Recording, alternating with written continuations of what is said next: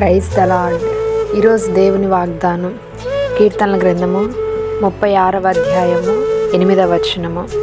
నీ మందిరము యొక్క సమృద్ధి వలన వారు సంతృప్తి నొందుచున్నారు. ఈరోజు పరిశుద్ధాత్మ దేవుడు మనతో మాట్లాడుతున్నటువంటి మాటలేమనగా, దేవుని మందిరంలో మనకి ఏమి దొరుకుతుంది అని అంటే, మొట్టమొదటిగా ఆయన మందిరంలో సమృద్ధి అనేది కనబడుతున్నది. ఈరోజు పరిశుద్ధమైనటువంటి పునరుద్ధాన దినమందు సమయాన్ని వ్యర్థంగా గడపకుండా దేవుని సన్నిధికి మనం సిద్ధపాటుతో వెళ్ళి ఆశ కలిగి మనం ప్రార్థించినట్లయితే ఆయన మందిరంలో ఉన్నటువంటి సమృద్ధిని నీవు పొందుకొనగలుగుతావు. ఆ సమృద్ధి మనకి సంతృప్తిని కలిగిస్తుంది.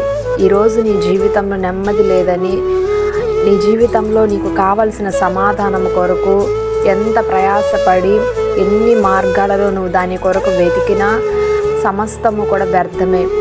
క్షణమాత్రముండు అల్పకాలమైనటువంటి ఆనందము కొరకు నువ్వు ఎంత ప్రయాసపడినా కానీ వ్యర్థమే అది. ఇక్కడ దేవుని వాక్యం అంటుంది, ఆయన మందిరంలో సమృద్ధి ఉన్నది.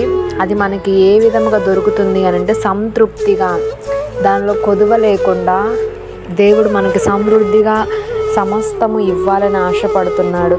అది ఆర్థికంగానైనా, ఆరోగ్యపరముగానైనా, ఉద్యోగమైన, వివాహమైన, వ్యాపారమైన, మరి ఏదైనా, గర్భఫలమైన, చదువులైనా, ఇంకొకటి ఏదైనా కానివ్వండి, మీ జీవితంలో దేవుడు ఇచ్చేది సమృద్ధి అనేది మీకు సంతృప్తిగా ఇస్తాడు.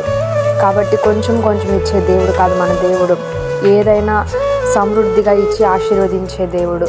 ఆ సమృద్ధి ఆయన మందిరంలో దాగి ఉన్నది. కాబట్టి ఈరోజు ఆయన మందిరంలో మనం విశ్వాసముతో వెళ్ళి, నీ మందిరంలో ఉన్నటువంటి సమృద్ధిని బట్టి నన్ను ఆశీర్వదించు ప్రభువా అని ప్రార్థన చేసినట్లయితే తప్పకుండా ప్రభువు యొక్క ఆశీర్వాదాలు, ప్రాముఖ్యంగా ఆయన సన్నిధిలో దాగినటువంటి సమృద్ధిని, సంతృప్తిని నువ్వు పొందుకొని జీవించగలుగుతావు. అటువంటి కృప పరిశుద్ధాత్మ దేవుడే ఈరోజు మనందరికీ దయచేయునుగాక. ఆమేన్.